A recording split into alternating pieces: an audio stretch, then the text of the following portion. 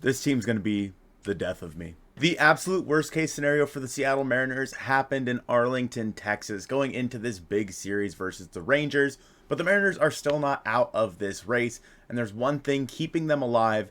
We're going to talk about all that and more here in today's post-game show of the Seattle Mariners 9-8 loss to the Texas Rangers here on Sunday, September 24th.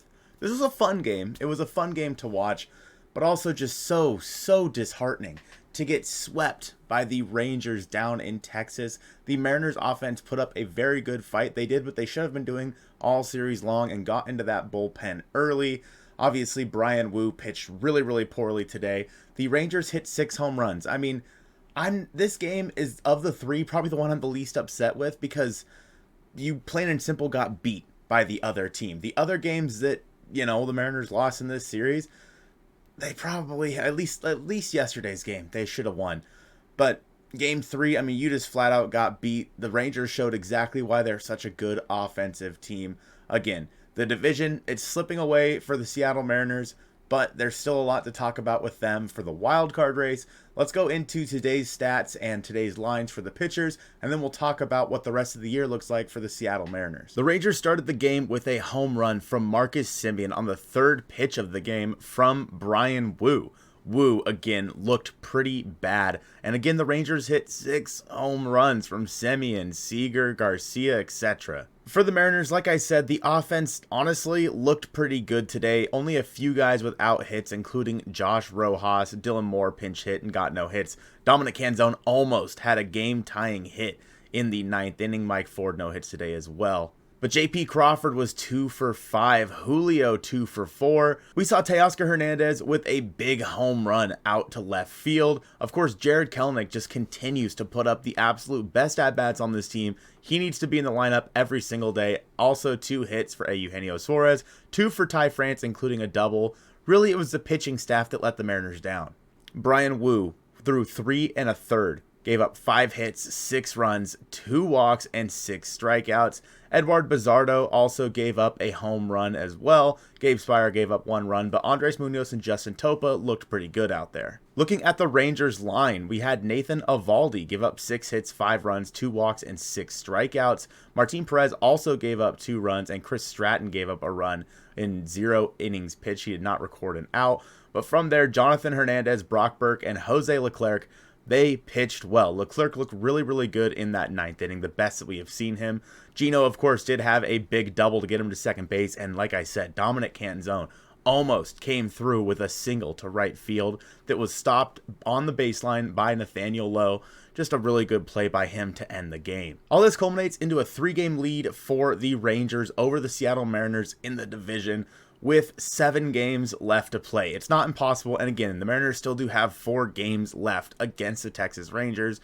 It's possible the Mariners can win the division, but my goodness, it looks a lot worse now than it did just a few days ago. However, the wild card is still very much up in the air. The Mariners are only a half game back of the Houston Astros, who they hold the tiebreaker with. The Astros just got swept by the Kansas City Royals and are 3-7 in their last 10. Mariners are 4-6 in their last 10, of course, just got swept by the Texas Rangers. Right now, the Mariners are the only ones left without a dance partner for the playoffs. They will be the only team to fall out of the race right now, should the playoffs start today. With that being said, again, you have 3 games versus a struggling Houston Astros team right now, and the next 3 games are going to be crucial. You have Luis Castillo versus Justin Verlander on Monday. A hell of a game. The first time the Mariners have seen Verlander since the playoffs in last year's series. Then you're going to send George Kirby to the mound. Then you have Bryce Miller versus Framber Valdez in the 3rd game of that series. This is a massive series for the Seattle Mariners. If they were able to win this series with the Houston Astros, they would be in the 3rd spot for the playoffs right now in the wild card. So if you can win this series versus the Astros, who have played honestly even worse than the Mariners have right now, then you have a shot. And anything can happen in the playoffs. Obviously, you can look at it and say, wow, the Mariners can make the playoffs, but they're playing like crap right now. It doesn't matter. Anything can happen in the playoffs. It's a whole different atmosphere, a whole new ball game.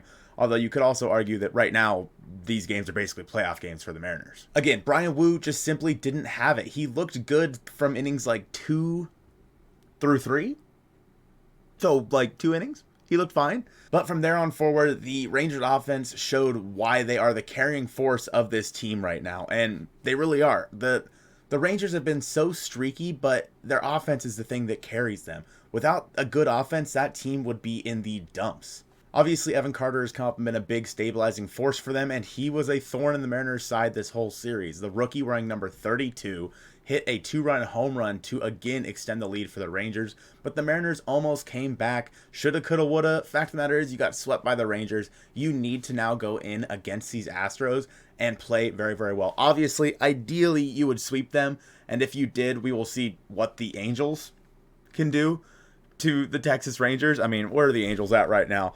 Yeah, they're 2-8 in their last 10, so I don't have a whole lot of high hopes for the Angels to take down the Rangers over the next 3 before the Rangers fly to Seattle. I don't know.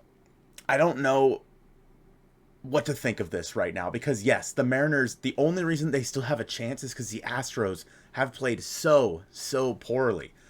It's a mid-off. It truly is between the Mariners and the Astros of which team is going to give away the position to the other team. In my mind, I would obviously love to see the Astros fall to the playoffs, but the Mariners don't deserve to play in the playoffs right now. They don't. I mean, they've been that bad. But everyone that's so doom and gloom saying it's over, it's dip over, it's Kel over, it's Hooley over, I mean, these next 3 games, anything could happen. If the Mariners lose this series to the Astros, they're done. They're out of the playoffs, in my opinion. There's no shot at that point. If the Mariners win this series, they might, I wouldn't say be a lock, but they're in the playoffs at the moment, at the time that series ends. So a lot of things still in play here for the Seattle Mariners. Of course, the sweep in Texas is just absolute worst case scenario, but it's not the end of the world, which in my opinion, it should be. It should, like, getting swept in Texas should have been the nail in the coffin for the Mariners, but the Astros have been so bad that it's not. Again, there's still a chance at the division, albeit a slim one, but realistically, I'm just going to focus on the wild card right now, and fingers friggin' crossed the Mariners can take this series from the Astros. It's going to be a fun one, and of course, I'll be at the game on Friday against the Rangers, so make sure to say hey if you see me. If the Mariners aren't going to make the playoffs, I'm still going to make damn sure that I enjoy watching the last 7 games of the Mariners season, because it has been a fun up and down season for this team. And then we're going to go into the darkness that is the winter months, and we'll just be wishing that baseball was back. I'm not ready for that. Thanks for watching the Mojo post-game show here over at Mariner Mojo. We appreciate you guys, and go freaking Mariners.